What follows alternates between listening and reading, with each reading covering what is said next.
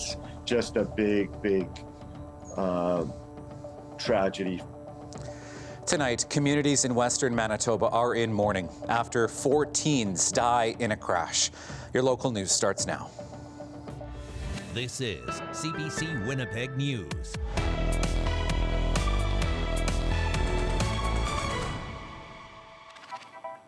Thank you for joining us. We're learning more tonight about a heartbreaking story unfolding in western Manitoba.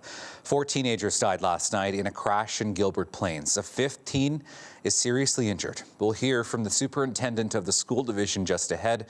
But first, CBC's Bartley Kivas on the western Manitoba town now reeling. RCMP say a car with 5 teens inside ran a stop sign and collided with a semi-trailer. It happened Wednesday night at the intersection of Highway 5 and Provincial Road 274.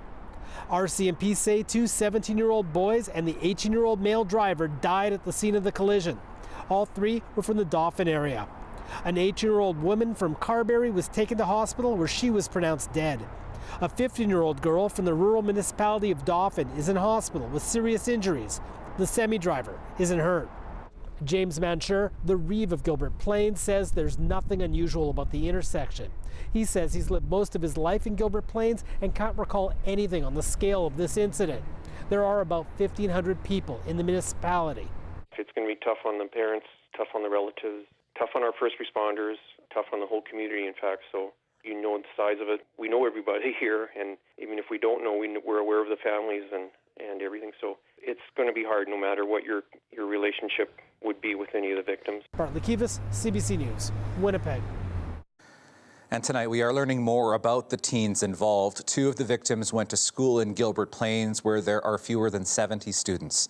A 3rd attended the high school in Dauphin. I spoke earlier with Mountain View School Division Superintendent Stephen Jadek. All of these youths were involved in their schools and in their communities and did many things and were on teams and that sort of thing. And so it reverberates all through the communities. And we can tell you that counselors will be on hand at 2 schools in Gilbert Plains and Dauphin tomorrow morning to help support students and their families. Also just in, if you saw dark smoke fill the present a lot of flame and a lot of fire, and consequently that. If you saw dark smoke fill the sky over the city of Winnipeg, this is why. Firefighters are battling this blaze at an industrial yard near the Louise Bridge. Crews are first called here around 7:30. It did present a lot of flame and a lot of fire, and consequently that was why the smoke. So I'm sure in North Kelowna right now they're looking at the smoke, wondering what's going on. Platoon Chief Don Enns says the building has since collapsed. We can tell you that no one was injured.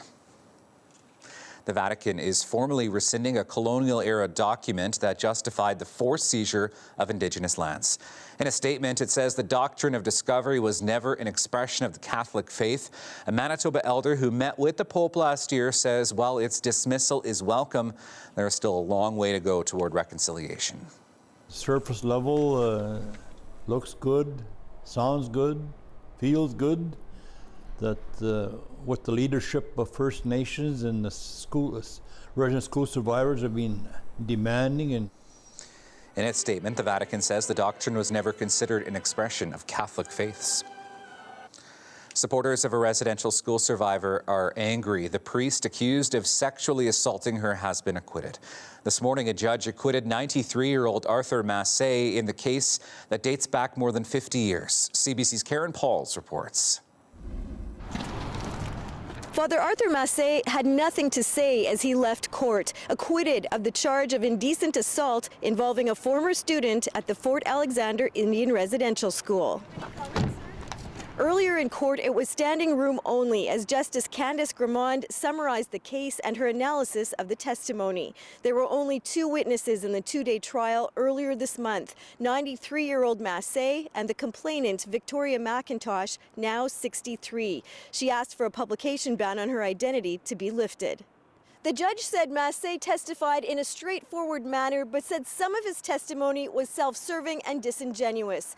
Even though this case goes back more than 50 years and McIntosh was only 10 years old at the time, the judge said she believed McIntosh had been kissed and groped in a girls' washroom at the Fort Alexander School.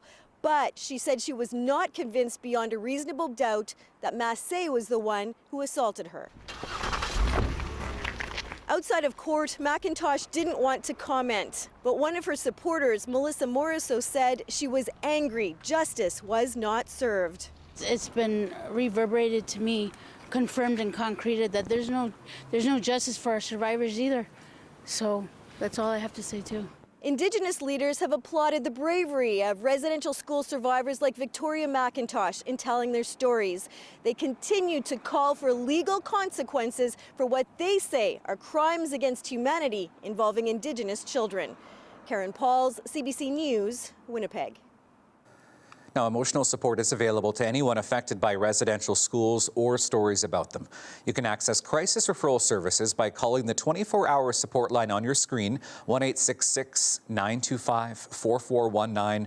Hope for Wellness also has a hotline. If you don't have a pen to write down these numbers, you can check out hopeforwellness.ca. Manitoba MP Nikki Ashton is calling on governments and world soccer bodies to make the sport more accessible to kids in the north. Ashton says Canada co-hosting the 2026 World Cup will build excitement among young soccer fans, but she says communities need money to pay for equipment and programs.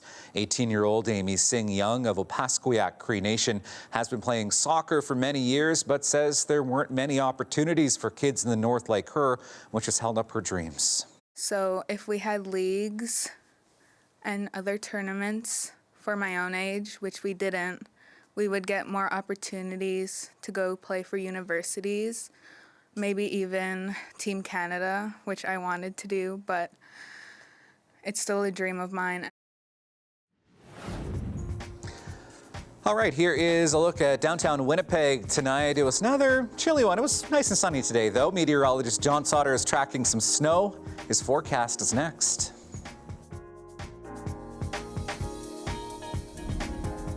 This weather update is brought to you by Capital Ford Lincoln.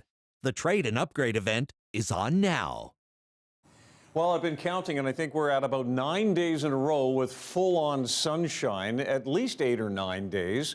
But the sun isn't doing much to really warm us up. We're still kind of in this cool weather pattern, and we'll stay relatively clear Thursday night into Friday. I don't think we'll see any cloud in the southern part of the province on Friday right through the day, and a little bit of cloud across the north. Might see some afternoon snow kind of working its way into northern Manitoba. You can see the circulation here.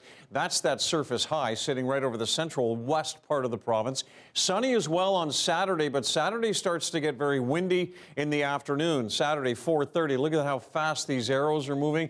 Those are wind arrows, and I'm expecting gusts to about 50 kilometers per hour as we look at Saturday afternoon. So tomorrow we get similar temperatures, but lots of sunshine. We're looking at -1 over in Kenora, -2 here in Winnipeg, a high of -4 in Brandon, and to the north, some cloud and some snow starting to build its way into the region. In the long range, we do warm up Sunday, but it's a messy day, 3 to 5 minutes of slushy snow, and then mid next week, we could see more snow with windy conditions and temperatures staying well below seasonal. Thanks, John. Not quite done with that snow yet. That's your late news for this Thursday. Thank you so much for being with us tonight. We'll see you again tomorrow at 6 and 11. Have a great night.